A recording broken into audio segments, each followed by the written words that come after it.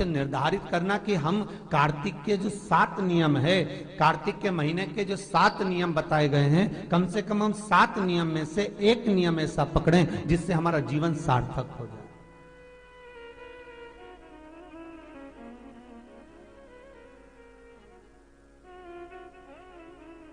आप भले 7 नियम नहीं कर रहे कार्तिक के, भले एक नियम करो, पर वो नियम हमारा पूर्ण चलना चाहिए, उसकी नियम की पूर्णता पूर्ण होना चाहिए। आपको कहा था कार्तिक के 7 नियम हैं, उसमें पहला दीपदान, दूसरा तुलसी पूजन, तीसरा भूमि पर शयन, चौथा शरीर पर तेल नहीं लगाना, पांचवा सुंदर दलहन की चीजों का त्याग करना, और छठा ब्रह्मचार्य व्रत का पालन करना, और सातवां अपने जीवन में कार्तिक के महीने में चाहे वाणी का संयम हो, चाहे भोजन का संयम हो, चाहे शब्दों का संयम हो, चाहे दृष्टि का संयम हो, चाहे इंद्रियों का संयम हो, वो संयम रखें।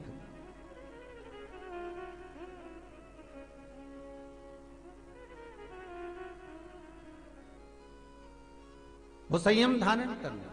अब हमें ये ज्ञात करना है कि 7 नियम जो कार्तिक के महीने के होते हैं, कार्तिक माहत्म में जो 7 नियम बताए गए होते हैं, इन 7 नियम में से कोई एक नियम हम हमारी जिंदगी में उतार लें, कोई एक नियम हम हमारे जीवन में उतार लें, जिस नियम के बल पर हमें परमात्मा का साक्षीकरण हो जाए।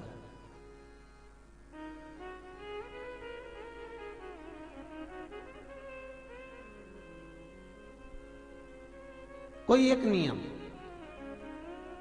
अगर आप दीप दान कर रहे हो कार्तिक के महीने में, प्रतिदिन आपने 1 महीना तक दीप दान करा महाराज, तो ये भी आपका एक नियम है।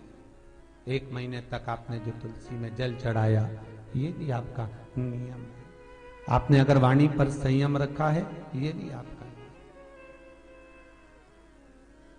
महाराज, एक बहुत सुंदर बात कार्तिक के माध्यम से लीजिएगा अपने जीवन में उतारने के। कार्तिक के महीने का 7वां नियम याद रखना, संयम।